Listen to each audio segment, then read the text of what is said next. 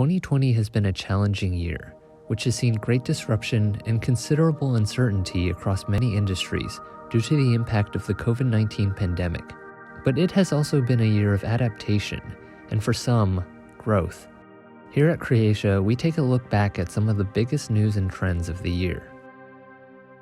Officials in China are dealing with a major health crisis at the worst possible time of year. The response is now spreading, with a focus on identifying sick travelers. International restrictions are being put in place at many airports. 2020 took a heavy toll on travel and hospitality sectors, as countries scrambled to restrict travels and close their borders to slow the spread of the virus. The Chinese New Year travel season around January and February saw 300,000 daily average travelers in China, a drop of over 99% from 2019. Airlines and hotels encountered a large volume of cancellations, and it's estimated that the tourism industry lost $144 billion from February to April. COVID-19 precautions meant that many people were spending more time at home. Forms of entertainment like games, live streaming, TV programming, and short video all saw user growth. By June of 2020, China had roughly 940 million internet users, the highest ever.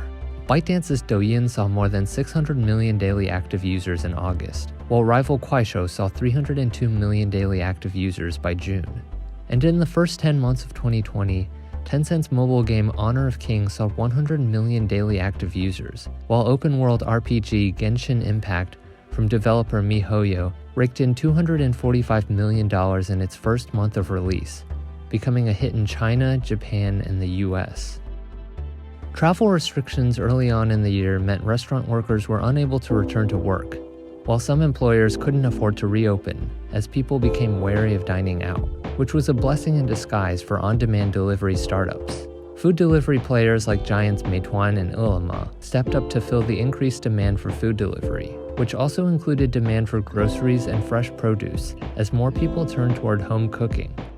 Other on-demand grocery platforms like Hema Fresh, JD Daojia, and Dingdong Maicai have also emerged to meet consumer demands. For some, COVID-19 meant that work shifted from the office to the home. To meet a newfound demand for digital solutions, tech companies stepped up. Notable office productivity tools during this time were Alibaba's DingTalk, Tencent's WeChat Work and Tencent Meeting, as well as ByteDance's Feishu. By the end of March, DingTalk users had reached 300 million, while WeChat Work exceeded 250 million users by May.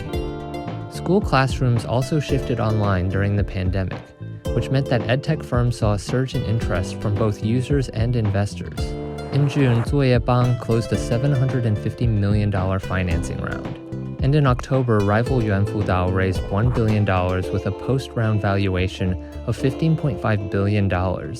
In the first half of the year, the sector raised 14.3 billion RMB, or around $2.2 billion, a yearly increase of 48.3%.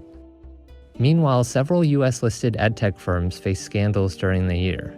GSX TechEdu was accused by short sellers of falsifying sales and user numbers. Muddy Waters Research has alleged that the firm is a near-total fraud. As a result, the firm found itself under investigation by the SEC.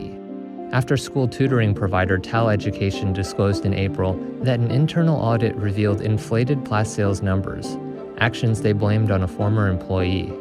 2020 was also notable for the fraud scandal of Luckin Coffee.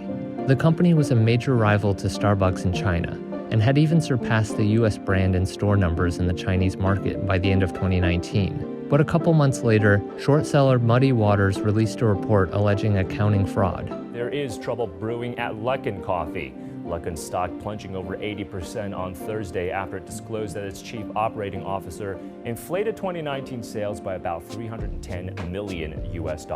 In September, Luckin was fined $8.3 million in China and has also agreed to pay a $180 million fine to the SEC pending approval by a federal judge. iQIYI, often referred to as the Netflix of China, was also accused of inflating its 2019 revenue in a report by Wolfpack Research, although iQIYI has denied the allegations.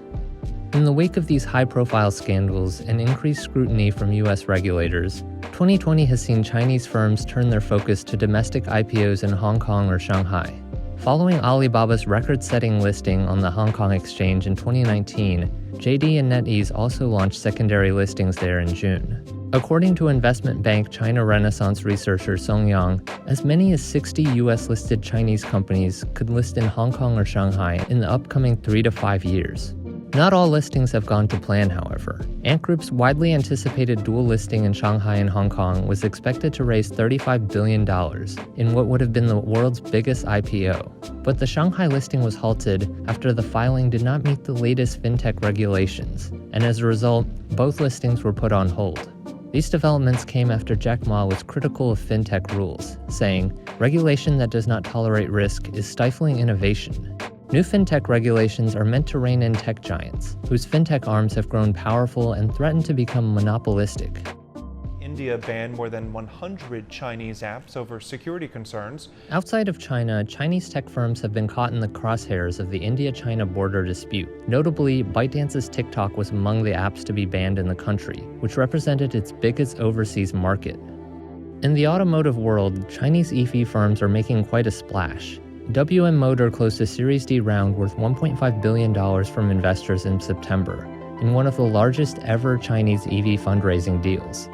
Rival NIO, which faced a cash flow problem and manufacturing delays due to COVID-19 earlier in the year, bounced back to deliver 36,720 vehicles in 2020, representing a year-on-year increase of 111% and exceeding analyst expectations.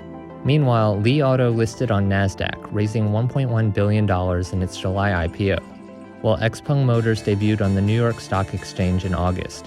And looking forward to the future of transportation, 2020 has been a year where robo-taxis took another step forward. In August, Alibaba-backed AutoX announced a fleet of driverless robo-taxis in Shenzhen, the first ones without safety drivers behind the wheel.